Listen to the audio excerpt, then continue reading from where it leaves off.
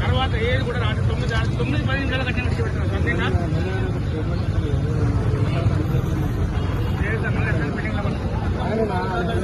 మీరు అడగండి.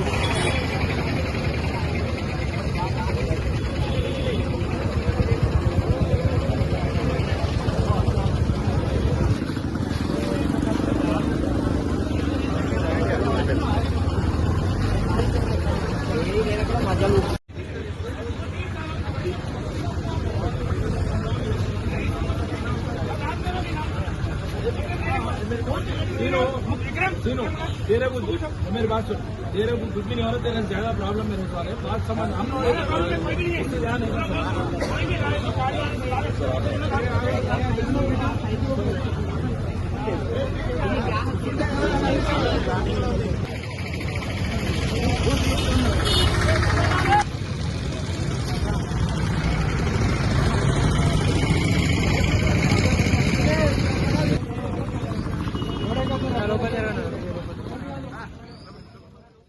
ఈ టైగర్ జూన్ వచ్చిన కాడికి వెళ్ళి 4-వీలర్కు చాలా ఇబ్బందికరంగా ఉంది. నైట్ పూట ఒకవేళ పేషెంట్ని తీసుకొని పోయినా వెళ్ళడం లేదు. నైట్ పూట డ్రైవర్ అనేటోడు లైసెన్స్ పెట్టుకుంటాడు జేబులో, కానీ ఆధార్ కార్డు మాత్రం పెట్టుకోడు. ఆధార్ కార్డు ఉంటే బండి వదులుతామా నిన్న నన్ను అన్నారు. ఫారెస్ట్ చెక్ పోస్ట్ కాడ ఇంజన్పల్లి కాడ ఆధార్ కార్డు తీసుకొని రా అప్పుడు వదిలిపెడతామన్నారు. నైట్ పూట పేషెంట్ ఇంటర్ని తీసుకుపోవాలన్నా మా 4-వీలర్కి ఇబ్బంది ఉంది. ఈ ఐచరోళ్ళు ఉన్నారు మా వాళ్ళు, పోయి వస్తారు ఆదిలాబాద్కు పత్తి అన్లోడ్ చేసి. వాడు ఆకలి మంటతోడు ఉంటాడు.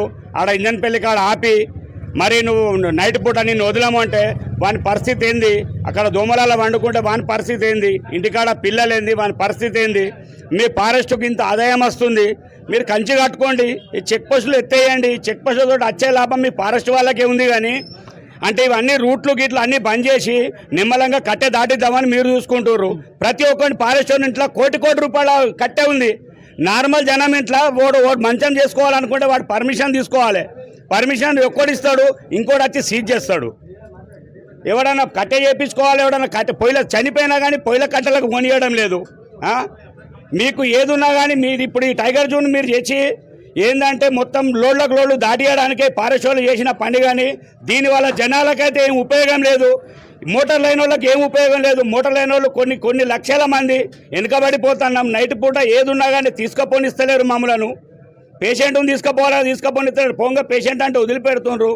రాంగమాన ఎంటీ బండికి మాకు ఆధార్ కార్డు కావాలంటాడు. ఆధార్ కార్డు జేబులో పెట్టుకుంటాడా సార్?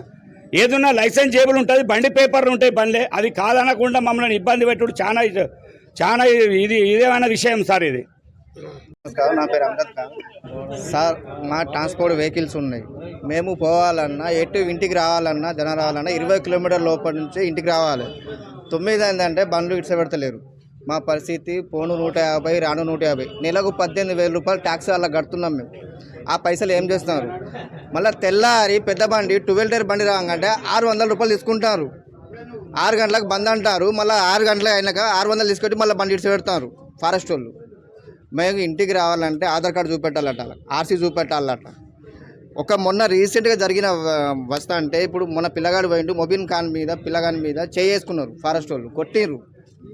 కొట్టిరు ఫోన్లు లాక్కున్నారు. మా ఇంటికి మేము రావడానికి డబ్బులు కట్టి మేము రావాలా? మీరు ఫ్లైఓవర్లు వేసుకోరి, మీ ఫారెస్ట్ కాడ ఫ్లైఓవర్లు వేసుకోరి, కంచె వేసుకోరి. మమ్మల్ని ఎందుకు ఇబ్బంది పెడతారు మీరు? మేము బతకాలా లేకపోతే ఏం చేయాలో చెప్పండి. మరి మీరే చెప్పండి. మా ఉపాధి మొత్తం పోయింది. ఇప్పుడు మేము ట్యాక్సులు కట్టాలా, బండ్లకు ఇన్సూరెన్స్ కట్టాలా, బండ్లు నడిపించాలా, మా కుటుంబం నడిపించుకోవాలా మేము?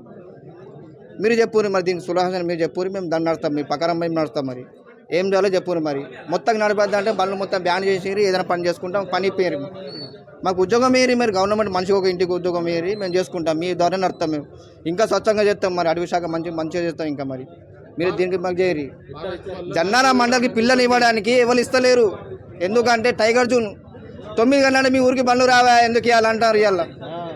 ఇవాళ రానంటారు. హాస్పిటల్ పోతే మొన్న వస్తే పిల్లలు తీసుకోపోతే ఏమైందా రిపోర్ట్ చూపెట్టు అంటాడు. హాస్పిటల్ ముందు ఏం రిపోర్ట్ చూపెట్టాలి ఆయనకి? నా పేరు సిరవేణి సతీష్, జన్నారం నివాసిని.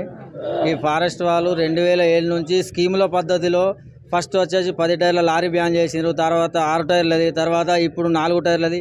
ఏ వెహికల్ నడవకుండా చేస్తున్నారు. ఇన్ని రోజులు ఎందుకు పట్టించుకోలేదు దీన్ని అంటే పెద్ద పనులే కదా అన్నట్టుండే. ఇప్పుడు ఇది మొత్తం ప్రజలు నడిచే వెహికల్స్ కూడా రానివ్వడం లేదు. దీనివల్ల ప్రతి ఒక్కరికి ఇబ్బంది జరుగుతుంది. ఏ చెక్ పోస్ట్ అయినా కూడా ఎలాంటి పర్మిట్ అవకాశం లేపేయాలి. ఎలాంటి ఆధార్ కార్డు కావచ్చు, ఆర్సీ కార్డు కావచ్చు, ఏది చూపించకుండా ఫస్ట్ ఏ విధంగా నడిచినాయో అదే విధంగా నడవాలని చెప్పి ఇది సభా వేదికనే వేడుకుంటున్నాను.